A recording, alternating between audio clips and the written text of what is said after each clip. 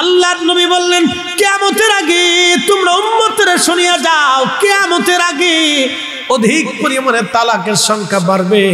ঘরে ঘরে জায়গায় জায়গায় তালাক আর তালাক, তালাক আর তালাক, ডিভোর্স আর ডিভোর্স। আজকে সারা বাংলাদেশে যদি আপনি আদালতে ঘুরেন, খালি তালাক তালাক তালাক তালাক তালাক তালাক তালাক। শয়তান এমন ভাবে জিন্দা হয়ে গেল, তালাক তালাক তালাক তালাক তালাক। এটা কিয়ামতের আলামত। যখন স্বামী স্ত্রীর মধ্যে তালাক হয়, তখন আরশে মোল্লা ডাক দেখে, রাব্বি আমি তার সাথে সম্পর্ক রাখবো না, যে আত্মীয়তার সম্পর্ক ছিন্ন করে দিচ্ছে, আমি তার সাথে কোনো সম্পর্ক রাখবো না। আল্লাহ বলেন, এ বান্দা তুমি আত্মীয়তার সম্পর্ক ছিন্ন করে দিচ্ছ, আমি তোমাদের সাথে কোনো সম্পর্ক রাখবো না। স্বামী স্ত্রীর তালাক হলে আমার আল্লাহ রাব্বুল আলামিন ওই বান্দা বান্দির সাথে সম্পর্ক ছিন্ন করে দেয়। বুঝেন, তালাক কঠিন মামলা, কঠিন মামলায় তালাক। হাজার চেষ্টা করবেন স্বামী স্ত্রী মিলিয়ে দেওয়ার জন্য, সাবধান তালাক যেন না হয়। হাজার চেষ্টা করবেন মিলানোর জন্য, তালাক যাতে না হয়। আল্লাহ পাকই তালাকের কারণে বান্দার সাথে সম্পর্ক ছিন্ন করে। আর বেশি বড় সমস্যা হয় বাচ্চাদের। যে বাচ্চারা আর বাবা মা তালাক হয়ে যায়, ওই বাচ্চাদের ব্রেনে এটা এফেক্ট করে, অন্তরে এটা ধাক্কা লাগে। ওই বাচ্চা ভবিষ্যতে যখন বড় হয়ে যায়, তখন এই বাবা মার সারাসারির কারণে, রাগারাগির কারণে, কিলেকিলির কারণে ওই বাচ্চাটা বাবা মার প্রতি বিরক্ত হয়ে যায়। এমনকি এত পরিমাণে বিরক্ত হয় যে ওই সন্তান বাবা আমারে দেখতে পারে না।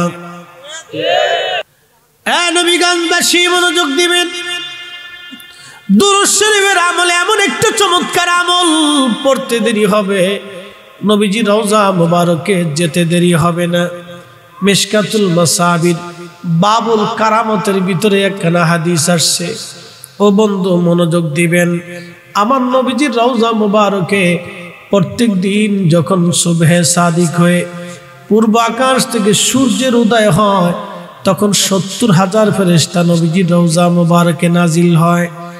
70,000 ফেরেশতা রওজা মুবারকের চারপাশে ঘিরে ধরে দাঁড়ায়া, 70,000 ফেরেশতা আমার নবীজির রওজা মুবারকে নূরের পাখাগুলি বিস্তার করে তারা আমার রাসূলের রওজা মুবারক ঢেকে দাঁড়ায় যায়।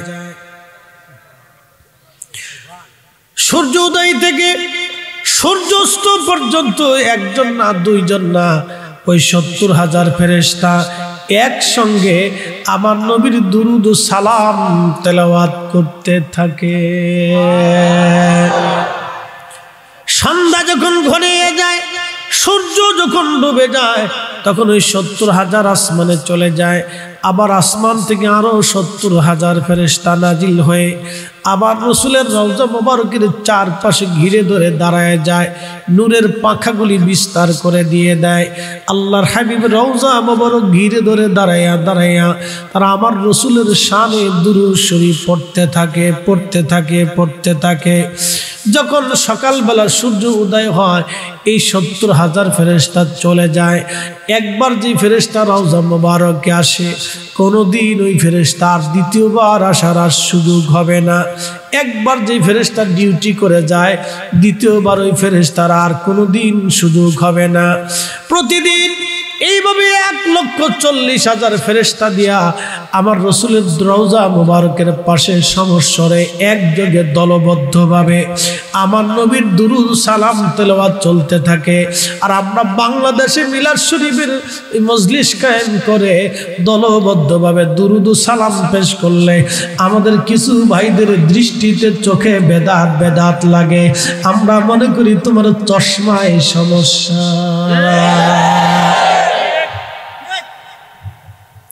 তুমি লাগাইছো আব্দুল ওয়াহাব নজদির চশমা, এই জন্য তুমি যেই দিকে তাকাও খালি বেদাত বেদাত বেদাত বেদাত মনে হয়, শিরিক শিরিক মনে হয়। তুমি ইশকে রাসূলের চশমা লাগাও নাই, তুমি মুজাদ্দিদ আল ফেসানির চশমা লাগাও নাই, তুমি শাইখ আব্দুল হক মুহাদ্দিস দেহলভির চশমা লাগাও নাই, তুমি শাহ ওলিউল্লাহ মুহাদ্দিস দেহলভির চশমা লাগাও নাই, হযরতে শাহ সুফি ফতির রাসূল নামের চশমা লাগাও নাই, তুমি হযরত সাহেব কিবলা ফুলতুলির চশমা লাগাও নাই, তুমি হযরত খাজা বাবা আজমিরির চশমা লাগাও নাই, তুমি শাহ মুজাদ্দিদ আল ফুসানি সিরহিন্দির চশমা লাগাও নাই, খাজা বাকিবিল্লাহর চশমা লাগাও নাই, তুমি আশিকে রাসূলের চশমা লাগাও নাই, যার কারণে তুমি আব্দুল ওয়াহাব নজদির চশমা লাগানোর কারণে তুমি যেদিকে তাকাও খালি বেদাত বেদাত বেদাত বেদাত। তোমার কপালে জিন্দেগি শুধু দাঁত ছাড়া দাঁত ছাড়া, তোমার কপালে হেদায়েত নাই।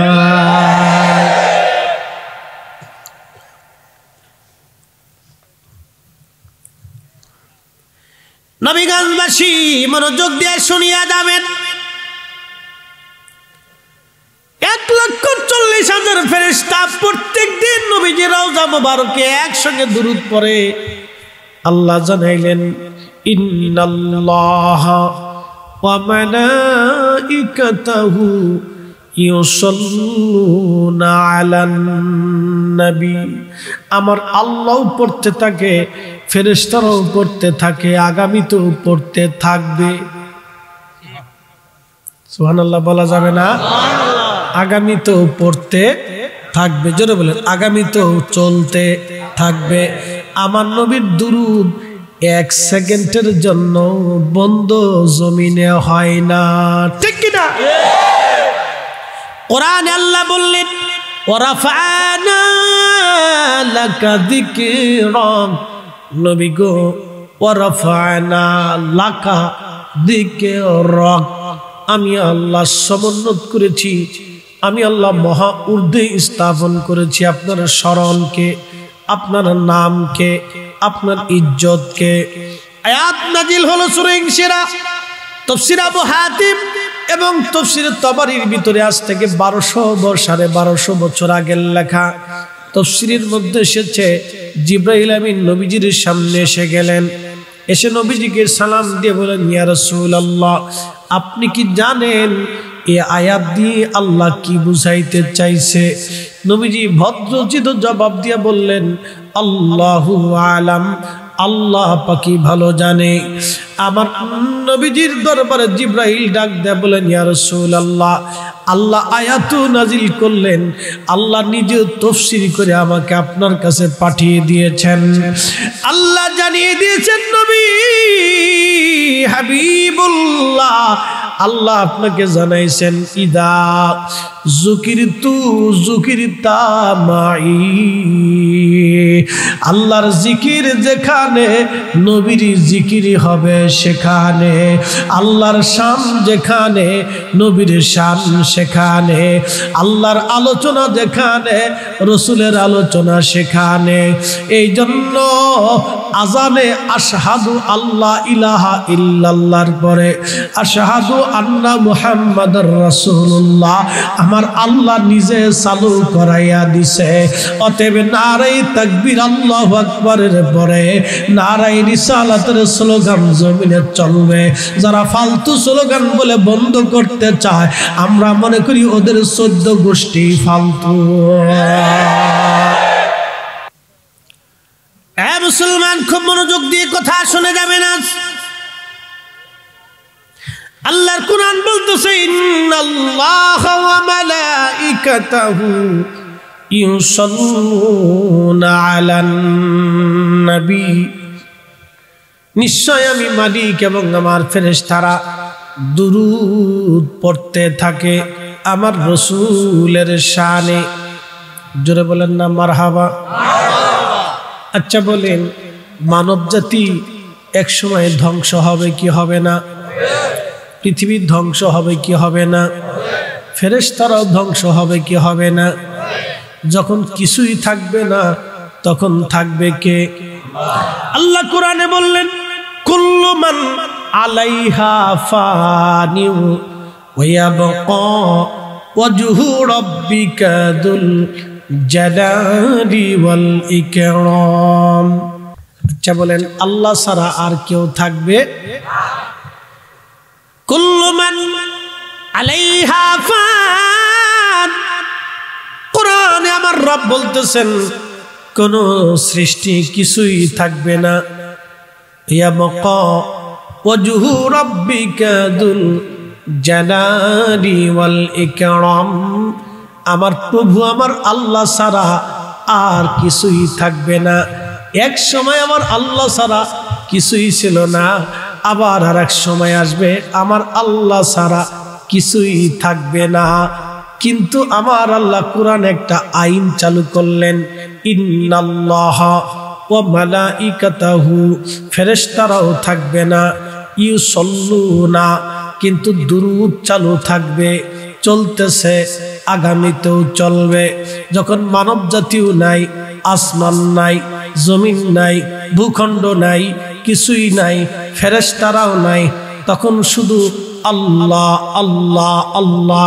ওয়াজহু রাব্বিকা যুল জালালি ওয়াল ইকরাম, আল্লাহ ছাড়া আর তো সেই দিন কেহই নাই। তখনও আল্লাহ ডাক দিলেন, ইউসাল্লুনা আলান নবী, আমার নবীর দুরূদ তখনও আমি আমার আল্লাহ চালু রেখে দেব। আমি আল্লাহ আমার নবীর শানে দুরূদ পাঠাইতেই থাকব, বন্ধ হবে না।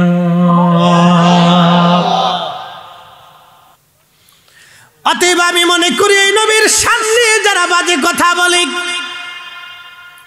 আমি মনে করি এই রসুলের সম্মান নিয়ে যারা কথা বলেন, রসুলের কোন বিষয়কে যারা ছোট করে দেখে, আমার দৃষ্টিতে তারা মুনাফিক। রসুলের অপমানে কাঁদে না তোর মন, মুসলিম নয় তুই মুনাফিক, রসুলের দুশ্মন। ও নবীগঞ্জবাসী, আল্লাহ একটু চিন্তা করে দেখেন, আল্লাহ ছাড়া তখন আর কেউ থাকবে না, কিন্তু আমার রসুলের দুরূদ তখনও চালু থাকবে, বন্ধ হবে না, বন্ধ হবে না, বন্ধ হবে না। অতএব আমরাও সুন্নিরা যতদিন জিন্দা থাকবো, আমার নবীর দুরূদ বন্ধ হতে জমিন থেকে দেব না, দেব না, দেব না। হাত উঁচা করে বলেন ঠিক না ঠিক? এ নবীগঞ্জবাসী মনোযোগ দেন, আল্লাহ কোরআনে বললেন, ওয়া খালাকনাকুম মিন যাকারিন ওয়া উনসা, আমি একজন পুরুষ এবং একজন নারী দিয়ে পৃথিবীর মানব জাতিকে আমি আল্লাহ সাজাইছি। পুরুষের নাম আদম, নারীর আমাদের মা আম্মাজান হাওয়া। আদি পিতা আদম এবং আদি মা আম্মাজান হাওয়া, দুইজনকে আল্লাহ জান্নাতের মধ্যে বানাইলেন। আদম আলাইহিস সালামকে আল্লাহ আগে নির্মাণ করলেন মাটি দিয়া, পানি দিয়া, বাতাস দিয়া, আগুন দিয়া। শুধু মানুষ মাটি তৈরি না, মাটি দিয়ে আল্লাহ সূচনা করছেন, ওয়া বাদাআ খালকাল ইনসানি মিন তিন। কোরআনে আল্লাহ বললেন, আমি মানুষের সৃষ্টির সূচনা করেছি মাটি থেকে। শুধু মাটির তৈরি মানুষ না, মাটির ভিতরে পানি আছে, আগুন আছে, বাতাস আছে। আপনার শরীরের দিকে তাকান, যদি পানি না থাকে, পানি যদি 0 পয়েন্টে আসে আপনি মারা যাবেন, পানি শূন্যতায় মরে যাবেন। যদি তাপমাত্রা শূন্যতায় চলে আসে আপনি হিট স্ট্রোক অথবা তাপ শূন্যতায় মারা যাবেন। যদি আপনার দেহের মধ্যে অক্সিজেন আসা যাওয়া, বাতাস বন্ধ হয়ে যায়, তাহলে আপনি মারা যাবেন। হাজিরিন শুনে যান, সিলেটবাসী, রব্বুল আলামিন 4টে পদার্থ দিয়ে আদম সফিউল্লাহর দেহটাকে আল্লাহ বানাইলেন। জান্নাতের ভিতরে সর্বপ্রথম মাটি দিয়ে খামির করলেন, তাসনিম নদীর পানি দিয়ে খামির করে আমার রব জান্নাতের ভিতরে তার স্ট্রাকচার বানাইলেন। আল্লাহ নিজের হাতে সুন্দর করে আল্লাহ অবয়ব দিলেন। লাকাদ খালাকনাল ইনসানা ফি আহসানি তাকওয়ীম।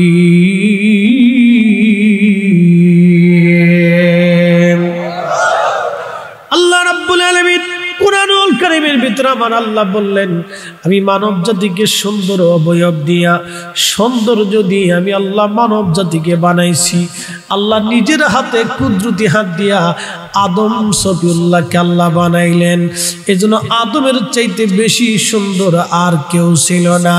কিন্তু আমার আল্লাহ রাব্বুল আলামিন আমার রাসূলের ইচ্ছার উপরে আমার নবীকে আল্লাহ বানাইলেন। জোরে বলা যাবে কি মারহাবা। হাসান বিন সাবিত নবীর মসজিদের মিম্বরে দাঁড়িয়ে নবীকে দেখে দেখে সাহাবায়ে কেরামের সামনে বলতেন, ইন্নাকা উলিতা মুবাররান লিআইব কাআন্নাকা কদ খুলিকতা কামা তাশা। নবী গো, ও নবীজি, আল্লাহ আপনাকে দুনিয়ার মধ্যে পাঠিয়েছেন, আপনি বেলাদাত গ্রহণ করেছেন, আপনার আগে পরে কোনো আইব নাই, কোনো দোষ নাই, কোনো ত্রুটি নাই, কোনো খাতা নাই, কোনো বিচ্যুতি নাই। আল্লাহ আপনাকে পবিত্রতার মাধ্যমে দুনিয়াতে নিয়ে আসছে। এখন শুনে যান, আমাদের দেশে এক দল আছে,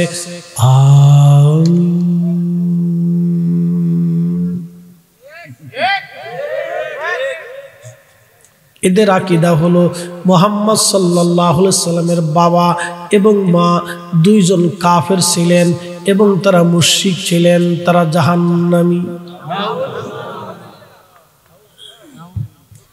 এদেরকে কুত্তা মাইরা খাওয়ানোর দরকার।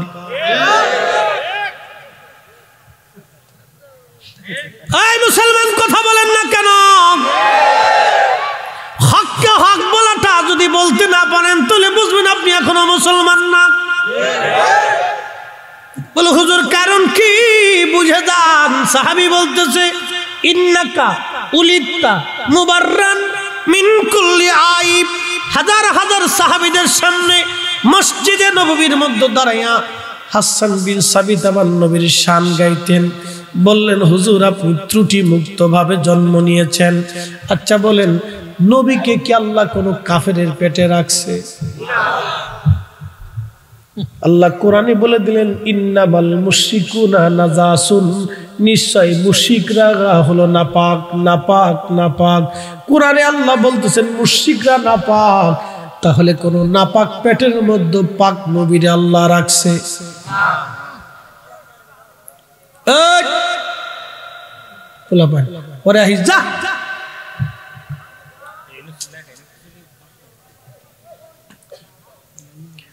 একসাথে জোরে বলেন তো আল্লাহু আকবার।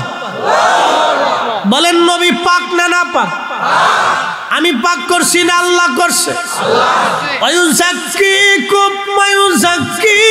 কোরআনে বলল, হুজুর আপনি শুধু পাক না, পাক করনেওয়ালা, করনেওয়ালা, করনেওয়ালা। ওয়ায়ুযাক্কিকুম ওয়া ইউআল্লিমুকুমুল কিতাবা ওয়াল হিকমাতা। নবী গো, আপনি শুধু জ্ঞানী না, আপনি জ্ঞান দেনেওয়ালা, দেনেওয়ালা, দেনেওয়ালা। আমি বলছি না, আল্লাহ বলছেন। ফয়সালা কি ফুলতুলির সাহেবের না আট্টুচির হুজুরের না আল্লাহর? নবীর উম্মত আশিক রাসূল, খুব কথাগুলি শুনে যাবেন বাবাজি।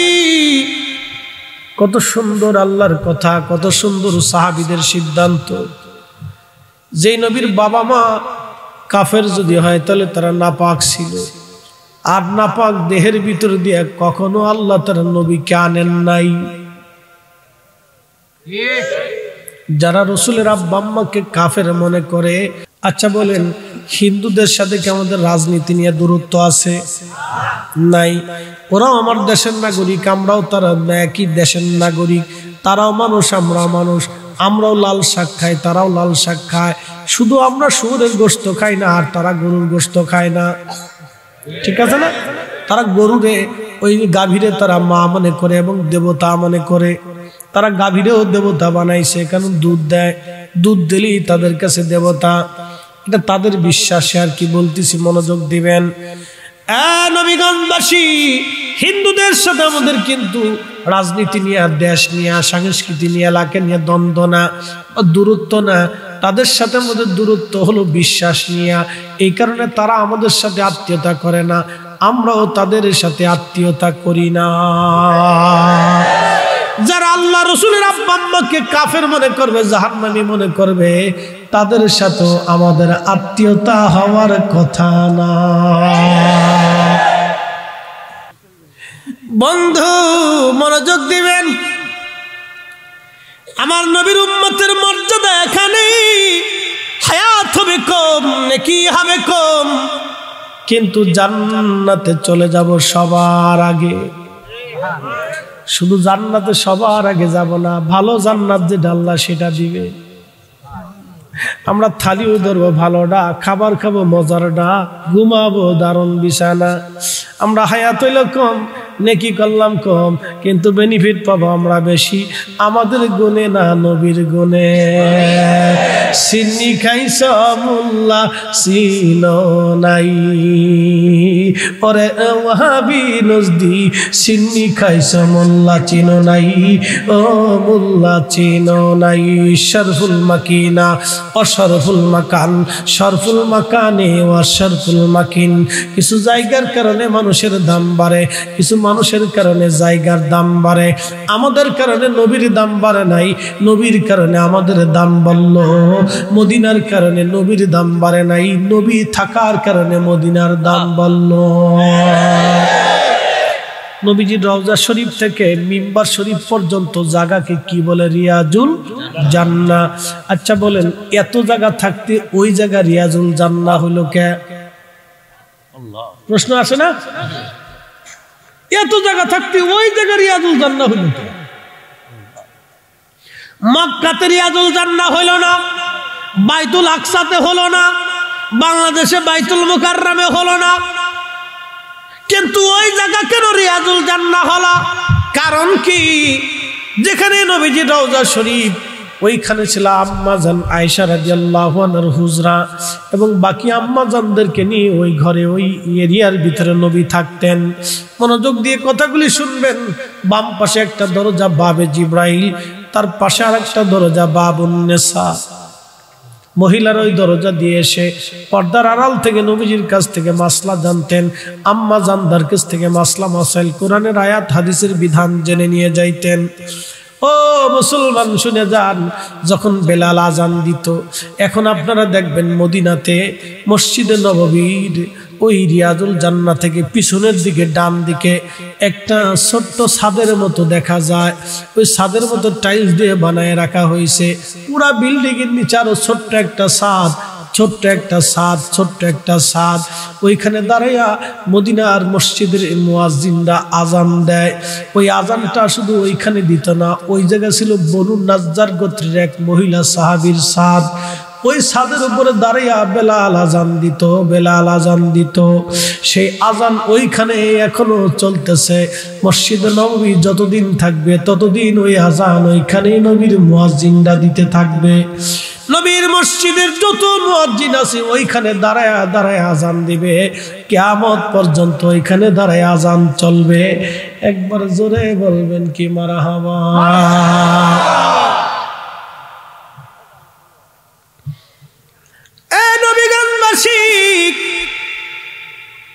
শুনিয়া যান বাবাজি, এত জায়গা হলো রিয়াজুল জান্নাহ, অন্য কোথাও হলো না।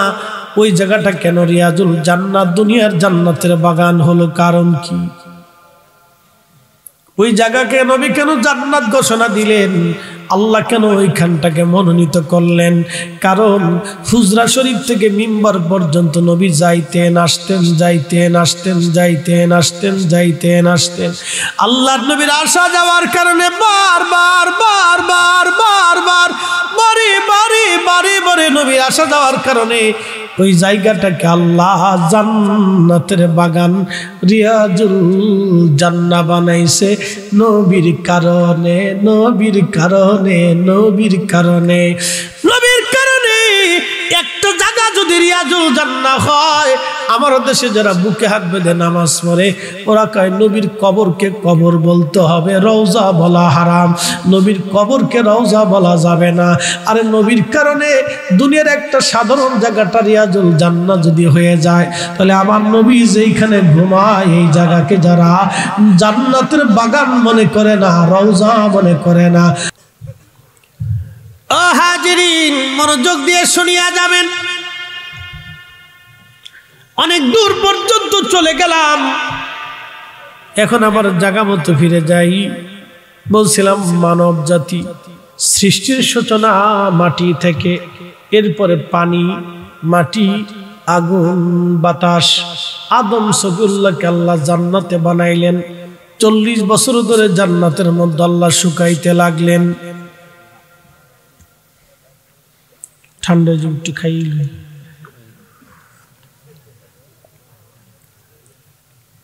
এটা হলো আমার কণ্ঠের খোরাক, দেহের খোরাক। যেহেতু আইসে তো ওয়াজ করিয়ে যাই, এটা হলো আমার দেহের খোরাক। এটা টান দিলে আমার শরীরে এনার্জি আসবে, কণ্ঠে বল আসবে, কণ্ঠ চালাইলে আরো আপনাদের কাছে মজা মজা মজা মজা লাগবে। এটা হলো আমার দেহের খোরাক, কণ্ঠের খোরাক। কিন্তু আমরা জিকির যেটা করি এটা হলো রুহের খোরাক। আমরা ভালো মন্দ খাই, মাছ খাই, গোশ খাই, সবজি খাই, এটা খাই, সেটা খাই, তারপরে পান খাই, টান খাই। পান টান বুঝেন নাই? পানের পরে টান, বুঝছেন?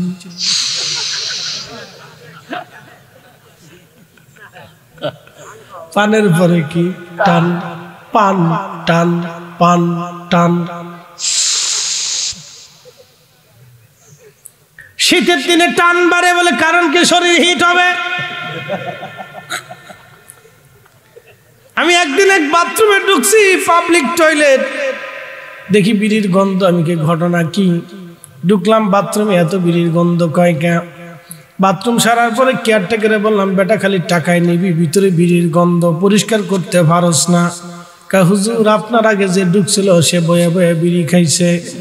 আমি বললাম কিরে বাথরুমে বিড়ি খাবে কে? বিড়ি খাওয়ার জায়গা তো কত জায়গায় আছে, কত গাছতলা, আমতলা, বাঁশতলা, জারতলা, রাস্তাঘাটে, দোকানে পাটে, কত জায়গায় তো বিড়ি খাওয়া যায়, তো বাথরুমে খাই কে? হুজুর টান না দিলে ক্লিয়ার হয় না। তার মানে কি বুঝলেন আপনারা? হেতাই কি বিড়ি ধরছে না বিড়ি হেরে ধরছে? বিড়ি হেরে ধরে ফেলছে। এতে আর বিড়ি ধরে নাই, বিড়ি ধরে ধরছে। এই জন্য যা খাবেন খান, যেটা খান এটা হলো দেহের খোরাক, আর আল্লাহর ইবাদত হলো রুহের খোরাক। এই জন্য রুহের খোরাক করে রুহুকে জিন্দা বানায় কবরে যা ভালো, দেহ জিন্দা না বানাইয়া রুহু জিন্দা করা লাগবে। এই জন্য আমার পীর মুর্শিদ 30 বছর একটানা পীরের দরবারে খেদমত করেছেন। সারা দিনে রাত্রে এক চামচ, অর্ধ চামচ এক বেলা। শুধু বলবেন আল্লাহু আকবার। ওনার রুহটাকে জিন্দা বানানো হয়েছিল, দেহ থেকে মারানো হয়েছিল। পৃথিবীর ওলিরা রিয়াজতে সাধনায় নিজের দেহকে হত্যা করে রুহকে জিন্দা বানায়, যার কারণে তারা পৃথিবীতে শ্রেষ্ঠ হয়। চক্ষু বন্ধ করলে দুনিয়া দেখতে পায়। একসাথে জোরে বলা যাবে কে মারহাবা। তারা রুহুরে জিন্দা বানাইয়া দেহটাকে মৃত্যু বানায়, আর আমরা দেহ তাজা বানাই, রুহু মেরে দেই। কথা ঠিক কিনা? আমরা দেহ তাজা বানাই, রুহুটাকে মেরে দেই। আর অলিরা রুহু জিন্দা করিয়া দেহ মেরে দিয়েছে, দেহ মেরে দিয়েছে, দেহ মেরে দিয়েছে। এই অলি আল্লাহর বাংলাদেশ, শহীদ গাজীর বাংলাদেশ। রহম করো আল্লাহ, রহম করো আল্লাহ। এ শাহজালালের বাংলাদেশ, শাহপরানের বাংলাদেশ। রহম করো আল্লাহ, রহম করো আল্লাহ।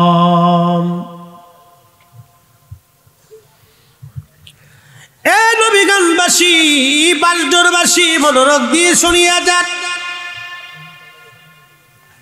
আদম সফিউল্লাহকে আল্লাহ জান্নাতের মধ্যে বানাইয়া 40 বছর পর্যন্ত জান্নাতে শুকাইতে লাগলেন সুন্দর অবয়ব দিয়ে। মানুষ বড় সুন্দর, এই মানুষের সাথে আল্লাহর প্রেম হলো। আল্লাহ পাখি বানাইলেন, পাখিরা আল্লাহর জিকির করে। গরু ছাগল হাঁস দুম্বা ভেড়া বকরি পৃথিবীর মধ্যে যাহা আছে, ইউসাব্বিহু লিল্লাহি মা ফিস সামাওয়াতি ওয়া মা ফিল আরদ। আসমানে জমিনে যাহা কিছু আছে সব জিকির করে আমার আল্লাহর, তসবিহ পড়ে আমার আল্লাহর। কিন্তু কোন জাতির সাথে আল্লাহর প্রেম হলো না, ফেরেশতাদের সাথে হলো না, জিনদের সাথে হলো না, পাখিদের সাথে হলো না, পশুদের সাথে হলো না, পাহাড়ের সাথে হলো না, জমিনে সাগরে নগরে মাছ, কোন বস্তুর সাথে আল্লাহর প্রেম হলো না। অথচ সবাই আল্লাহর জিকির করে। কিন্তু এই মানব জাতির সাথে আল্লাহর প্রেম হলো কারণ কি? আল্লাহ এই মানব জাতির ভিতরে আখেরি নবী পাঠাবে। আল্লাহ আমাদের আগে জিন জাতি বানাইছিলেন, জিন। এই জিনেরা পৃথিবীতে কোটি কোটি বছর তারা বিচরণ করলো। জিন জাতির আদি পিতার নাম ছিল তারান্নুস। জিনদেরকে আল্লাহ বানাইলেন আগুন দিয়া। ওয়া খালাকাল জান্না মিন মারিজিম মিন নার।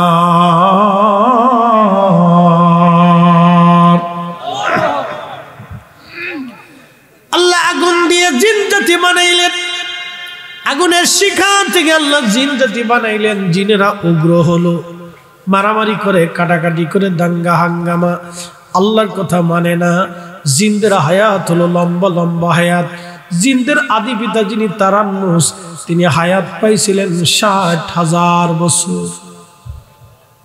আসতে হয়ে গেল না? জোরে বলেন কত হাজার বছর? আল্লাহর নবী এবং ওমর রাদিয়াল্লাহু আনহু একদিন পাহাড়ি রাস্তা দিয়ে মদিনার পথ দিয়ে যাচ্ছে। এমন সময় গম্ভীর ভাষায় সালাম আসলো। নবীজি বলেন, ওমর রে, এটা তো কোনো মানুষের কণ্ঠের আওয়াজ না, এটা জিনদের কণ্ঠের আওয়াজ। দাঁড়াও। বাবা মুসলমান, খুবই মনোযোগের সাথে কথাগুলি শুনে যাবেন। আজ বুঝাটা বড় জরুরি, বুঝাটা আমাদের দরকার। আমার আল্লাহ আল্লাহ আল্লাহ আল্লাহ। আদম সফিউল্লাহর কথা বলছিলাম। আল্লাহ আদম আলাইহিস সালামকে জান্নাতের মধ্যে বানাইলেন। জান্নাতে সুন্দর করে বানাইয়া আল্লাহ জান্নাতে রাখলেন। বেশি লম্বা কথায় যাব না, অনেক ওয়াজে গেলে পেশ লাগবে। জান্নাতের ভিতরে বানাইয়া আমার আল্লাহ রূহ নামক ইঞ্জিনটা আদমের ঢুকাই দিলেন। ঢুকাই দেওয়ার পরে রূহ থাকতে চায় না, বলে অন্ধকার। ইমাম মোল্লা আলী কারীম মাক্কি আল মাউরিদের মধ্যে লেখেন, তখন নূরে মুহাম্মদী আদম আলাইহিস সালামের সেকেমে আমার আল্লাহ রাব্বুল আলামিন ফিট করাই দিলেন। নূরে মুহাম্মদী যখন গেল, তখন আদম সফিউল্লাহর শরীরে আল্লাহ নূর নূর দিয়ে দিলেন, নূরে নূরান্বিত করে দিলেন। আদম সফিউল্লাহ, না না, একটার ভিতরে আরেকটা দিবেন না, আমার ওয়াজ করতে দেন। আদম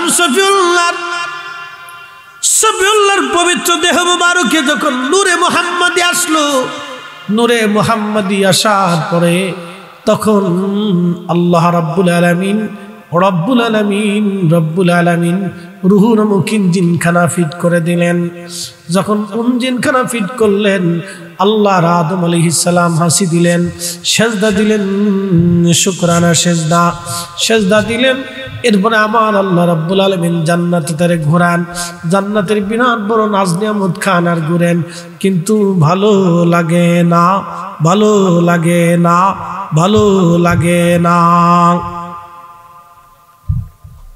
Man cannot live alone. মানুষ একা একা বাস করতে পারে না। এই জন্য কেউ যদি বলে আমি জীবনে বিয়ে করব না, আমার বাচ্চা কাচ্চার দরকার নাই, একা একাই সারা জীবন কাটাই দিব, এই সিদ্ধান্ত নিছক একটা ভুল সিদ্ধান্ত। সে জীবনেও একা একা কাটাইতে পারবে না, এটা চলে না। আল্লাহ আদমকে জান্নাতের মধ্যে বানাইলেন, আদমের ভালো লাগে না, সঙ্গিনীর দরকার। আমার রব্বুল আলামিন আদম আলাইহিস সালামের বাম পাজরের একটা কিঞ্চিত বাঁকা হাড় দিয়া আল্লাহ আম্মা জান হাওয়া আলাইহিস সালামকে বানাইয়া জান্নাতের এক কোনায় বসায় রাখলেন। আদমের ঘুম ভেঙে যাওয়ার পরে দেখে সুন্দর তার মতোই অবয়ব চমৎকার এক নারী বসে আছে। ঘন্টা মুড়ি দিয়ে দেখতে গেলেন, ঘন্টা উঁচা করে দেখি আবার এটা আবার কেডা। আল্লাহ ডাক দেখা, আদম দাঁড়াও।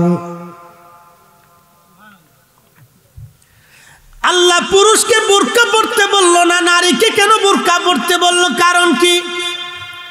আদম আলাইহিস সালাম প্রথমত সর্বপ্রথমে আম্মা জান হাওয়াকে দেখতে গেছে, হাওয়া কিন্তু আদমকে দেখতে আসে নাই। এই জন্য নারীরা যখন রাস্তা দিয়ে চলে তখন পুরুষ মানুষে খালি ফুসি মারে আর পিছন দিয়ে শীষ মারে, এটার নাম হলো ইফটিজিং।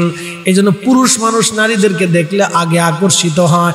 এই জন্য আমার রব্বুল আলামিন মাথা থেকে পা পর্যন্ত নারীদেরকে ঢেকে দিতে বললেন, তোমরা ঢেকে দাও, অন্য পুরুষ দেখলে আর আকর্ষিত হবে না। কিন্তু আমার দেশের নারীরা এখন প্যান্ট পরা ধরলো, গেঞ্জি গায়ে দেওয়া ধরলো, কয়দিন পরে জাঙ্গে দাও নিয়ে চলে যাবে।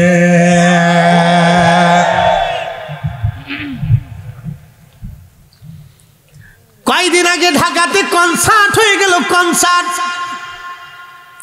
কয়দিন আগে ঢাকায় কনসার্ট হলো, হাজার হাজার নারীরা কনসার্ট দেখার জন্য গেছে। পাকিস্তানের কোন শিল্পী বলে ভালো গান গায়, আমি জীবনেও শুনিনি একটা গান। বলে কোন শিল্পী বলে ভালো গান গায়, এই ভালো গান শোনার জন্য বেডিরা গেছে। প্যান্ট শার্ট পরে বেডি যায়, বেডির মায় যায়, মেয়ে যায়, মেয়ের মা যায়। মাও প্যান্ট পরে, মাইও প্যান্ট পরে, মাইও জাঙ্গিয়া কি বলে হাফ প্যান্ট, মেয়েও হাফ প্যান্ট, মাইও জিন্সের প্যান্ট, মেয়েও জিন্সের প্যান্ট। দেখবেন লেডা লেডি টুনা টুনি মগামগি, লেডিস আর জন্ডি সব এক জায়গা হয়ে গেছে। কোনটা বেডা কোনটা বেডি বোঝা বড় মুশকিল, ইজলে মিজলে সব এক জায়গা হয়ে গেছে। এ জাতি যতদিন এইভাবে চলতে থাকবে ততই জমি। বান্টরবাসী, দেবপাড়াবাসী মনোযোগ দিয়ে শুনিয়া যান। আদম সফিউল্লাহ জান্নাতে আল্লাহ বিয়ে পড়ানোর জন্য জিব্রাইল আসলো, ফেরেশতারা আসছে। মোল্লা আলী কারি মাক্কি আল মাউরিদের মধ্যে লেখেন, ইমাম আবুল ফরাজ ইবনুল জৌজির এক কিতাবের হাওয়ালা দি আল্লাহর নবী রাসূল করিম সাল্লাল্লাহু আলাইহি সাল্লাম বলতেছেন, সাহাবীরা রে, আমাদের আদি পিতার বিয়ে পড়ানোর জন্য জান্নাতে জিব্রাইল আসলো, ইজাব কবুল চলতেছে বিয়ে পড়ানোর জন্য। ও শোনেন, বিবাহটা একটা পবিত্র বন্ধন। বিয়েটা কিন্তু কোনো দুনিয়াবি আনন্দ ফুর্তি না। এই বৈবাহিক বন্ধনের মাধ্যমে আমি আমার মায়ের পরিচয় পেয়েছি, আমি আমার বাবার পরিচয় পেয়েছি, ভাইয়ের পরিচয় পেয়েছি, বোনের পরিচয় পেয়েছি, আমার ফুফু পাইছি, নানা পাইছি, দাদা পাইছি, খালা পাইছি, খালু পাইছি। কি কথা ঠিক কিনা? যদি এই পবিত্র বন্ধনের মাধ্যমে না হতো তাহলে আমার পরিচয় হতো অবৈধ, ঠিক কিনা? আমি তাহলে আমার পরিচয় ছিল না, বাবার পরিচয় ছিল না, কে আমার বাবা আমি জানতাম না। জান্নাতের ভিতরে আদম সফিউল্লাহর বিয়ে। ফেরেশতারা বলল, ওগো আদম আলাইহিস সালাম, আপনি আপনার স্ত্রীর কিছু মহারানা দেন। বিয়ে করার সময় মহারানা আছে না নাই? আপনাদের সিলেটে কত লাখ? 5 লাখ, 10 লাখ। চট্টগ্রামে 15 লাখ, 20 লাখ, 25 লাখ, 30 লাখ, 40 লাখ আছে। বেটা বিয়ের চিন্তায়, টাকার চিন্তায় বিয়ে সাইরে দিবে। এত দেল মহর রসুলের সিস্টেমে ছিল না। আল্লাহ নবী বিবাহটাকে সহজ করে দিয়েছিলেন, যার কারণে ওই জমানায় জেনা হতো না। আজকে বিয়ে কঠিন হয়ে গেছে, জেনা বেড়ে গেছে।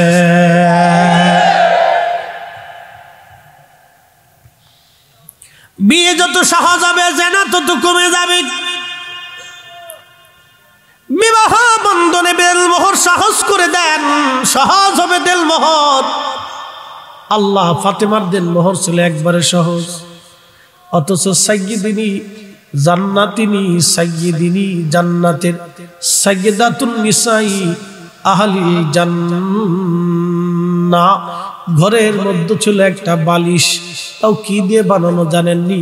খেজুরের সুবলা দিয়ে বালিশ বানানো ছিল।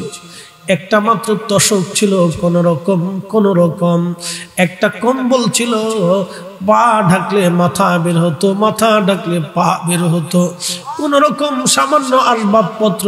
আর আমাদের দেশের মেয়েরা সাজতে সাজতে আডা মাখতে মাখতে কালাডা ধলাডা হয়। মার সাজনের চাইতে মায়ের সাজনের চাইতে মায়ের মায় বেশি সাজে। কোনটা মা কোনটা মাইয়া চিনা বড় মুশকিল, কোনটা মা কোনটা মাইয়া চিনা বড় মুশকিল। বিরাট বড় জ্বালা, ঘরে জ্বালা, বাইরে জ্বালা, ভিতরে জ্বালা, কমিউনিটি সেন্টারে জ্বালা, সব জায়গায় জ্বালা। শয়তানে কয় কয় পাইছি তোরে খালা।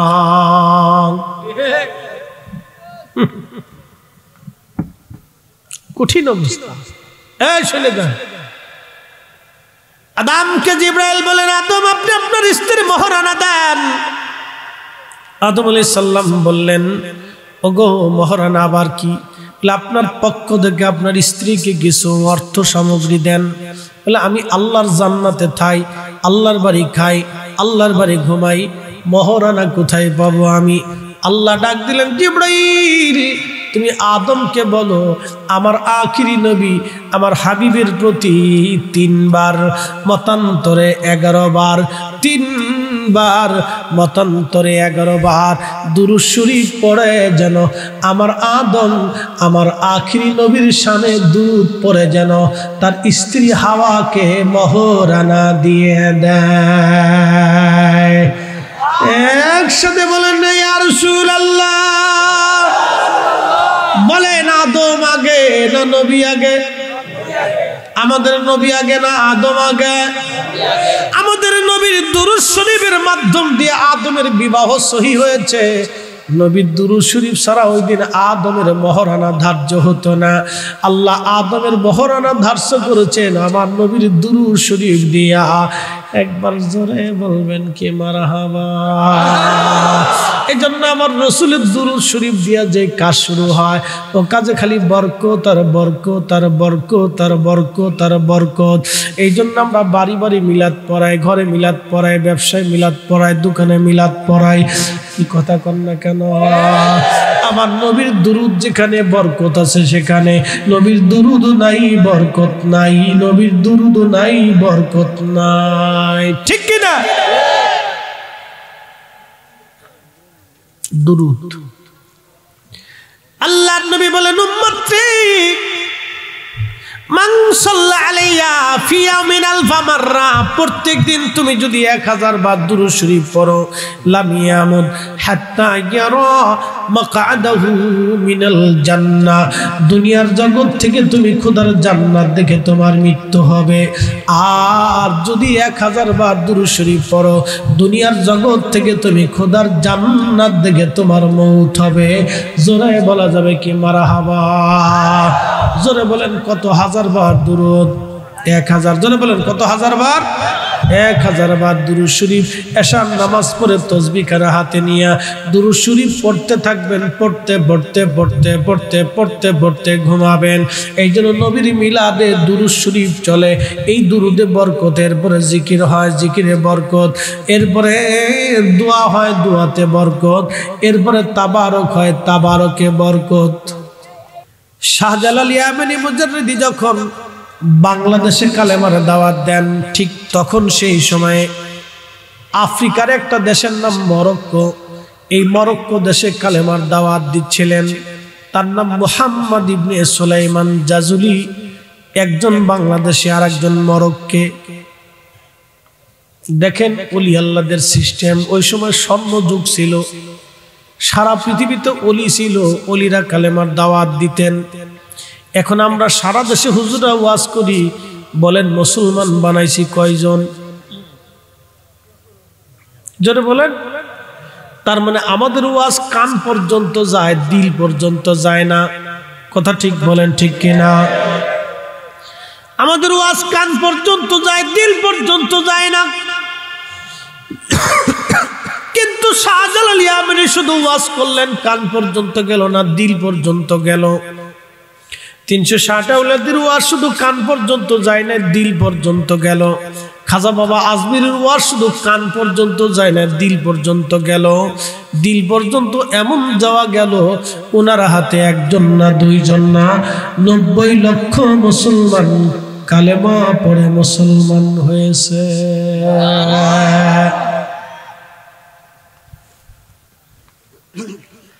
নেপালবাসী বিশ্ববিখ্যাত ওলি মুহাম্মদ ইবনে সুলাইমান জাসুলি মরক্কো ইন্তেকাল করলেন। ওনার দেশের রাজা চিন্তা করলেন, হুজুর এত বড় ওলি, এত বড় আশিক রাসূল, ওনাকে নিয়ে আসবো। ওনার কবর স্থানান্তর করার জন্যে ওনার কবর খনন করা হলো। কবর খনন করার পরে দেখা গেল 70 বছর পরে ওনার কবরের ভিতর থেকে কাফনের কাপড় নষ্ট হয় নাই, চুল পরে নাই, দাড়ি পরে নাই, ত্বক নষ্ট হয় নাই, চক্ষু নষ্ট হয় নাই, কান নষ্ট হয় নাই, এমনকি ব্লাড সার্কুলেশন, রক্ত সঞ্চালন তখনও চলতেছিল। দেহ তখনও তাজা, গোশত তাজা, হাত পা তাজা, শরীর শুকায়াও যায় নাই। একসাথে বলা যাবে কি মারহাবা? বলেন কবর আছে না নাই? কবর আছে না নাই? সত্য না মিথ্যা? সত্য। আল্লাহর নবী বললেন, আল কবরু রাউযাতুম মিন রিয়াজিল জান্নাহ, কবর হলো জান্নাতের বাগান। আপনাদেরকে বলে দিয়ে যায়, আজ পৃথিবীতে একজনের মাজার আছে 2টা। একজনের মাজার কয়টা? 2টা। এছাড়া আর যে যাই বলুক যে অমুক অলির মাজার 4টা, তমুক অলির মাজার 3টে, সব ডাহা মিথ্যা। এটা বগিযোগী আউযুবিল্লাহ বিসমিল্লাহ না, এটা আউযুবিল্লাহি মিনাশ শাইতানির রাজিম। আমাদের দেশে অনেকে আজাইরা গাজাইরা মাজার বানাইয়া ব্যবসা চালু করে দিছে। অমুক ফকির শাহ, তমুক ফকির শাহর মাজার, তমুক অমুক তমুক হাবিজাবি মাজার, এগুলি আমরা বিশ্বাস করি না। বাবা কামেল অলি ছাড়া বিশ্বাস করা বড় মুশকিল। কথা কর না কেন, ঠিক কিনা? কামালিয়াত না থাকলে 4 পয়সাও দাম নাই। আজারে বাজারে মানুষের মাজার বানাইয়াও কোনো লাভ নাই। কথা কোন জোরে বলেন? কোনো লাভ নাই। সামনে পাওয়া মাজার, গায়েবী মাজার, সব ধান্দা। বাইরে ফিটির দেশে তাড়ানোর দরকার, সব শয়তান। ব্যবসা করার ধান্দা, মানুষের পকেট কাটার ধান্দা। উচিত কথা বললে ময় বেজারও হয়ে যাবে। এইগুলিতে আমরা বিশ্বাসী না। আমরা শাহজালালে বিশ্বাসী, শাহপুরান 360 হলে বিশ্বাসী, কুলতুলি বিশ্বাসী, কাদেরিয়া, চিশতিয়া, নকশবন্দিয়া, মুজাদ্দিদিয়া বিশ্বাসী। আমরা শরীয়তে বিশ্বাসী। যারা শরীয়ত মেনে কবরে ঘুমায় গেছেন ওলি আল্লাহ যারা, আমরা তাদের জিয়ারত যতদিন বেঁচে থাকবো করতেই থাকবো, তাদের ভালোবাসতেই থাকবো। কথা কন না কেন?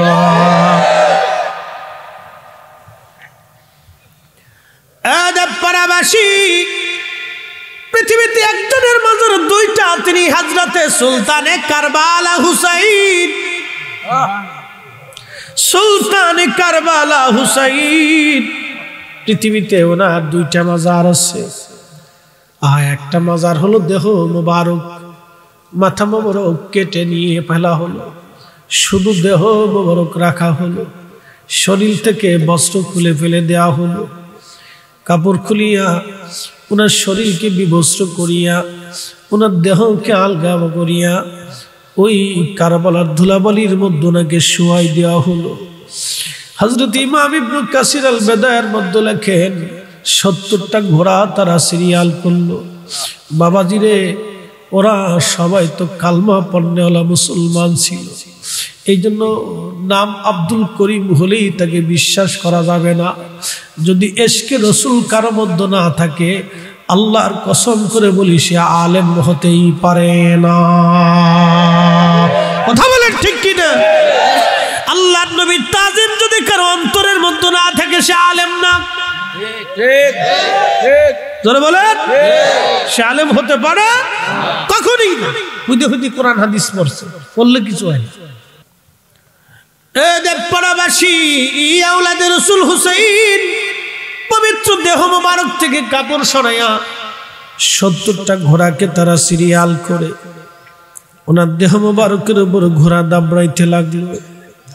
আপনারা জানেন ঘোড়ার পায়ের নিচে খুর, খুরের নিচে লোহারি মানে কি বলে এটা বেরি পরিধান করানো হতো, যাতে ঘোড়াগুলি দ্রুত গতিতে শক্তিশালী ভাবে দৌড়াইতে পারে। বাবাজি এই লোহার আঘাতে আঘাতে আওলাদে রাসূলের পবিত্র দেহ মুবারক থেকে গোশত চামড়াগুলি খসে খসে পড়তেছিল। আহা সেই দিন কেউ নাই প্রতিবাদ করার মতো, কেউ নাই। হযরত জৈনব তাবু থেকে বের হয়ে এসে ভাইয়ের জিসম মুবারকের পাশে দাঁড়ায়া মদিনার দিকে তাকায় সেদিন কাঁদতেছিলেন আর বলতেছিলেন, ইয়া মুহাম্মাদাহু ইয়া মুহাম্মাদা ইয়া মুহাম্মাদাহু ইয়া মুহাম্মাদা। আল-বাদাত ইমাম ইবনে কাসির লেখেন তখন তিনি কাঁদতেছেন, ইয়া মুহাম্মাদা ইয়া মুহাম্মাদা। ইয়া রাসূলুল্লাহ বললে যারা শিরিক মনে করে ওরা আসলেই কপাল পোড়া বদনসিব। কথা বলেন ঠিক কিনা? আওলাদে রাসূল যায়েনব রাদিয়াল্লাহু আনহা, ফাতিমা রাদিয়াল্লাহু আনহার সন্তান কলিজার টুকরা এইভাবে মদিনার দিকে তাকায় কাঁদতেছিলেন আর বলতেছিলেন, রহমতের নবী যাদের গায়ে মাছি মশা বসতে দেন নাই, যারা কানলে তুমি নানা সহ্য করো নাই, আজকে দেখো কারবালার প্রবলী বাতাস তাদের শরীরের মধ্যে ধুলাবালি ছড়াইতেছে।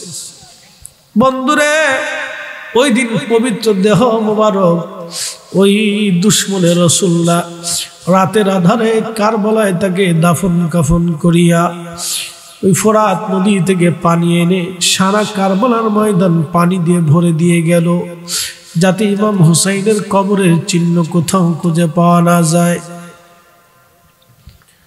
ইমাম ইবনে কাসির আল-বাদার মধ্যে লেখেন, ঠিক ওই সময় কিছুদিন পরে এক বেদুইন মরুভূমি থেকে শুনতে পারল আওলাদে রাসূল ফাতিমার কলিজার টুকরা ইমাম হুসাইন কারবালায় শহীদ হয়ে গেছে।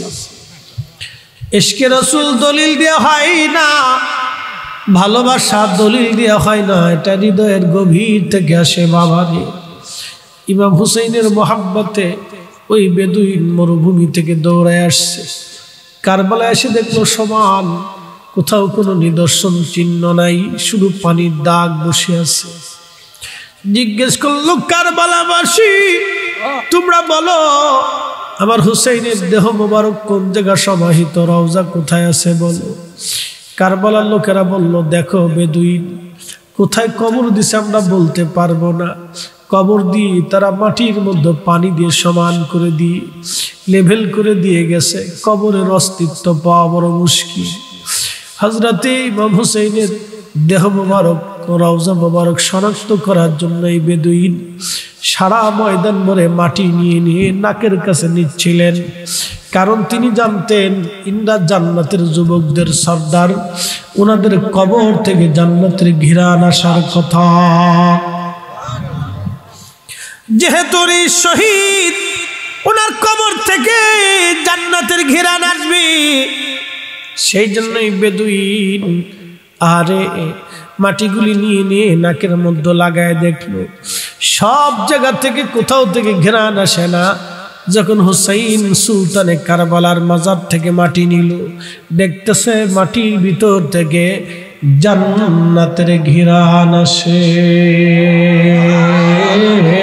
চিৎকার করে জোরে বলেন আল্লাহু আকবার। বলেন নবী আছে না নাই, আল্লাহ আছে না নাই, কবর হক না বেহক, ইসলামের সব সত্য সব সত্য সব সত্য একবারে জলজ্যান্ত প্রমাণ। আমাদের দিন জলজ্যান্ত প্রমাণ। ঘ্রাণ আসতেছে, উনি জায়গাটা শনাক্ত করলেন, এটাই ইমাম হুসাইন রাদিয়াল্লাহু আনহু মাজার। একসাথে বলবেন আল্লাহু আকবার। এই একটা মাজার। আরেকটা মাজার হচ্ছে বর্তমানে মিশর আল আজহার বিশ্ববিদ্যালয়ের সাথে, এটা হচ্ছে শুধু মাথা মোবারকের মাজার। এই মাথা মোবারক নিয়ে যা হলো সিরিয়াতে নিয়ে যাওয়ার পরে ইয়াজিদ হুকুম দিল, বর্তমান যে সিরিয়াতে যুদ্ধ চলতেছে, এই সিরিয়া রাজধানী দামেস্ক, এই দামেস্কে ইয়াজিদের বিরাট বড় রাজধানী, বিরাট বড় এই রাজ দরবার। আহা, সেই দিন এই সিরিয়াতে আমার রসুলের আওলাদের মাথা মোবারক অপমান করা হয়েছিল। ও নবীর উম্মত, সেই দিন ইমাম হুসাইন রাদিয়াল্লাহু আনহুর মাথা মোবারক নিয়ে ইয়াজিদ তার রাজ দরবারে নিয়ে একটা লাঠি দিয়ে ইমাম হুসাইনের নাকে মুখে মধ্যে আঘাত করতেছিল। ওই মজলিসে রসুলের একজন সাহাবী বসা ছিল, তার নাম আবু বারজা আল আসলামী রাদিয়াল্লাহু আনহু। আবু বারজা আল আসলামী রাদিয়াল্লাহু আনহু ধমক দিয়ে বলতেছে, ইয়াজিদ থামাও, তোমার হাত নামাও, তুমি তাকে শহীদ করেছো, অপমান করেছো, রাজ দরবারে নিয়ে আসছো, তোমার হাতের ছড়ি দিয়ে তার নাকে মুখে চোখের মধ্যে আঘাত করতেছো। ইয়াজিদ, আমি রসুলের সাহাবী আবু বারজা আল আসলামী, আমি নবীর সাহাবী আবু বারজা আল আসলামী। জীবনে বহুবার রসুলের দরবারে আমি দেখছি, যে মুখের মধ্যে তুমি লাঠির আঘাত করো, এই মুখের মধ্যে আমার রসুল চুমা লাগাইতো। আমি বহু দেখছি চোখে মুখে কপালে আমার রসুল চুমা লাগাইতো। এর ইয়াজিদ, তোর লাঠি নামা, তোর লাঠি সরা, ইয়াজিদ তোর লাঠি সরা। ইয়াজিদ, তোর সাথে হাসর হবে উবাইদুল্লাহ ইবনে জিয়াদ, আর আমি রসুলের সাহাবী আবু বারজা বলতেছি, আর হুসাইনের সাথে আমাদের হাসর হবে কিয়ামতের ময়দানে। একবার জোরে বলা যাবে কি আল্লাহু আকবার। প্রিয় দেবপাড়াবাসী, নবীগঞ্জবাসী, এত সময় আমরা আল্লাহর জিকির করলাম, আল্লাহর জিকিরের মধ্যে আমরা কাটাইলাম। এই জিকিরের মজলিসটার সাধারণ বাগান নাই। নবীজি বললেন, হুয়া রিয়াজুল জান্নাহ, এটা বেহেশতের বাগানে পরিণত হয়েছে। আচ্ছা বলেন, আমরা যখন দোয়া করি কার জিকির?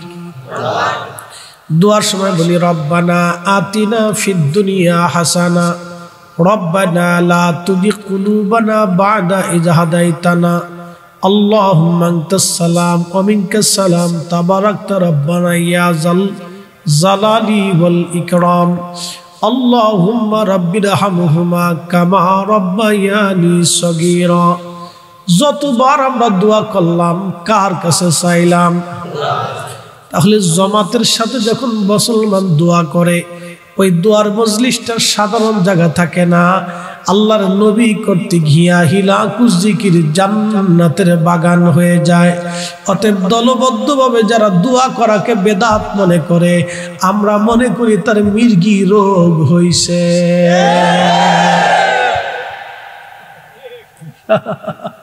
বেমারি, কি কথা কর নাকি? কি এটা? কি বেমারি? কথা কর না এখানে? কিতা এটা সিলেটি হুয়ারে মাতো মাতো হেতা খিতা বেমারি বেমারি।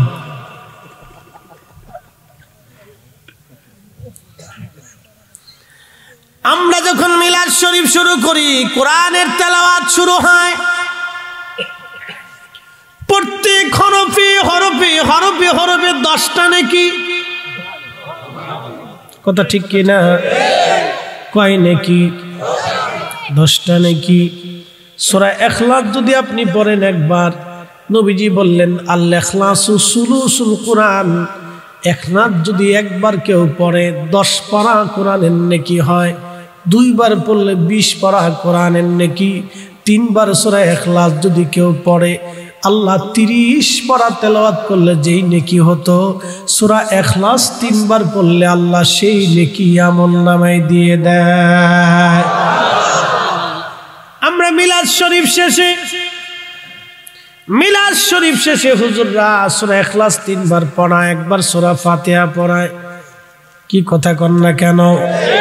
যদি মিলাদে 100 জন লোক উপস্থিত থাকে তাহলে 3 বার করে সূরা ইখলাস পড়লে কয়শো খতম হয়? 100 খতম হয়। 100 জনের সূরা ইখলাস 3 বার করে তেলাওয়াত করলে 100 খতমের নেকি মাত্র 3 মিনিটেই পাওয়া যায়। এই মিলাদের মজলিসকে যারা বেদাত বলে ফতোয়া দেয়, আমি মনে করি বেমারি।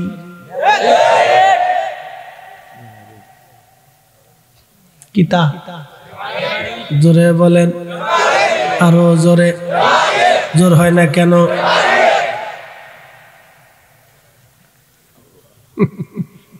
বুঝছে যে আমি বাস দেই, আয় হালকা হালকা ঠান্ডা ঠান্ডা ঠান্ডা ঠান্ডা বাস দেই। আমি গরম দেই না, ঠান্ডা ঠান্ডা মারি, যুক্তি দিয়ে মারি।